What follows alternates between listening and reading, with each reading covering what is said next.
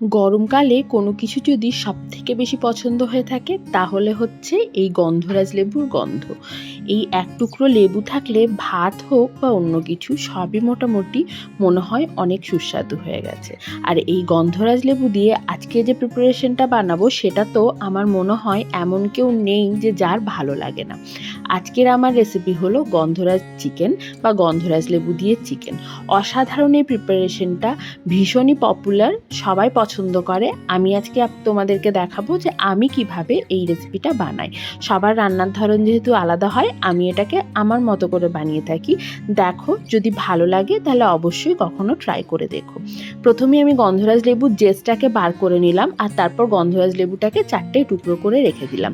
এরপর বাকি কাটাকুটিগুলোও সেরে ফেলি। তার জন্য প্রথমেই আমি কেটে নিয়েছি এখানে পেঁয়াজগুলোকে কিছুটা চপারে দিয়ে দিচ্ছি। পেঁয়াজগুলোর একদম ছোট ছোট মিহি করে কুচনো করে নেব আর কিছুটা আমি ব্লেন্ড করে নেব, মানে পেস্ট বানিয়ে নেব। এই গন্ধরাজ চিকেনে পেঁয়াজের পেস্টটা একটু বেশি পরিমাণে লাগে। ওদিকে আমি চপারে পেঁয়াজগুলোকে কুচি করে রেখেছি। এরপর একটা মিক্সার গ্রাইন্ডার জারে নিয়ে নিচ্ছি আদা, পরিমাণ মতো রসুন আর কাঁচা লঙ্কা। ঝালটা স্বাদ অনুযায়ী নেবেন। প্রথমে এগুলোকে মিক্সিতে একবার ঘুরিয়ে নিলাম। তারপর এখানে দিয়ে দিলাম পেঁয়াজগুলো, যেগুলো টুকরো করে রেখেছিলাম সেগুলো। তারপর এটার একটা পেস্ট বানিয়ে নিলাম, একদম মসৃণ একটা পেস্ট। আর এই পেস্টটা দিয়ে আমরা এখন চিকেনটা ম্যারিনেট করব। আমি এখানে মোটামুটি 600 থেকে 650 গ্রামের মতো চিকেন নিয়ে নিয়েছি। আর তার পরিমাণে আমি পেঁয়াজ দিয়েছি বড় সাইজের 4টে, ধরে রাখতে পারো। পেঁয়াজ, রসুন, আদা আর কাঁচা লঙ্কা বাটাটা চিকেনের মধ্যে দিয়ে দেওয়ার পর গন্ধরাজ লেবুর 2টো টুকরো আমি এখানে রস বার করে এর মধ্যে দিয়ে দিলাম। আর তার সাথে দিয়ে দিলাম টক দই। টক দইয়ের পরিমাণটাও একটু বেশি পরিমাণে। 600-650 গ্রাম চিকেনের জন্য মোটামুটি 150 থেকে 200 গ্রাম টক দই লাগবে। তার সাথে দিয়ে দিলাম আমি এখানে কাশ্মীরি লঙ্কার গুঁড়ো আর গোলমরিচ গুঁড়ো। গোলমরিচ গুঁড়োটা কিন্তু দিতেই হবে, এটা কোনোভাবেই স্কিপ করা যাবে না। কাশ্মীরি লঙ্কার গুঁড়োটা অপশনাল, যদি একটু সাদা টাইপের চিকেন খেতে চাও তাহলে এটা না দিলেও চলবে। আর আমার মতো যদি চিকেনে একটু কালার পছন্দ করো তাহলে কিন্তু এটা অবশ্যই দিতে হবে। এরপর চিকেনটাকে আধ ঘন্টার মতো ম্যারিনেট করে রাখতে হবে। এদিকে আধ ঘন্টা পর আমি কড়াইয়ে বসিয়ে দিয়েছি সাদা তেল আর তার মধ্যে দিয়ে দিয়েছি গোটা গরম মশলা আর তেজপাতা ফোড়ন। ফোড়নের একটা সুন্দর গন্ধ যখন বেরিয়ে আসবে তখন একদম মিহি করে কুচিয়ে রাখা যে পেঁয়াজটা, সেই পেঁয়াজটা দিয়ে বেশ ভালো করে এটাকে ভেজে নিতে হবে একটু সময় নিয়ে। মিডিয়াম ফ্লেমে ভাজবো। পেঁয়াজটা যখন মোটামুটি এরকম ট্রান্সপারেন্ট হয়ে আসবে তখন এর মধ্যে আমি দিয়ে দিলাম মিক্সির বাটিটা ধুয়ে একটু জল, মানে পেঁয়াজ রসুন আদা যখন বেটেছিলাম সেই বাটিটা ধুয়ে একটু জল দিলাম। আলাদা করে কিন্তু পেঁয়াজ রসুন বাটা এর মধ্যে আর দিইনি। এরপর যে চিকেনটা ম্যারিনেট করে রেখেছিলাম সেই চিকেনটা তুলে, মানে গ্রেভি থেকে চিকেনটা তুলে শুধু চিকেনগুলো এর ওপর দিয়ে দিলাম, গ্রেভিটা সরিয়ে রাখলাম। এখন হাই ফ্লেমে এই চিকেনটাকে পেঁয়াজের সাথে ভালো করে ভেজে নিতে হবে। একটু সময় নিয়ে ভাজতে হবে যতক্ষণ পর্যন্ত না চিকেনের গায়ে হালকা একটু রং ধরে।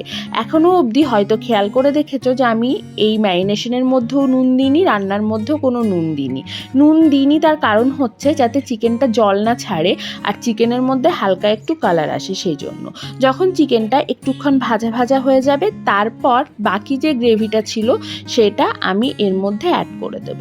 এরপর ভালো করে এটাকে কষাতে হবে। তার আগে কিছু মশলা দিয়ে দিলাম। 2টো মশলাই দেবো এর মধ্যে। 1 টিস্পুনের মতো জিরে গুঁড়ো আর 1/4 টিস্পুনের মতো গরম মশলার গুঁড়ো, ব্যাস, আর কিছু না। আর এরপর দিলাম আমি স্বাদ মতো নুন। তারপর সমস্ত কিছু মিশিয়ে একটু ঢাকা দিয়ে রান্না করব যতক্ষণ না চিকেনটা ভালোভাবে সেদ্ধ হয়ে যায়।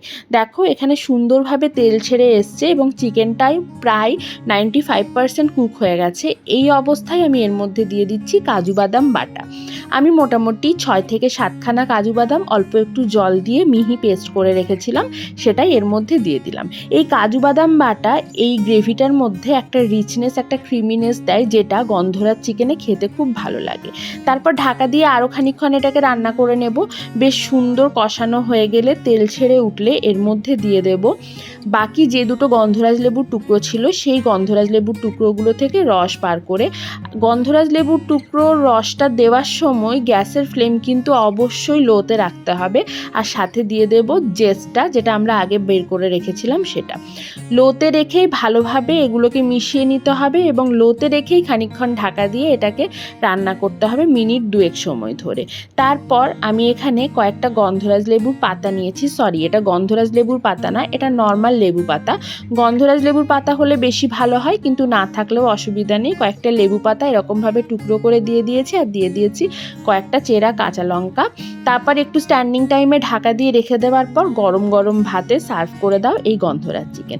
খেতে অসাধারণ লাগবে। কেমন লাগলো জানিও কিন্তু।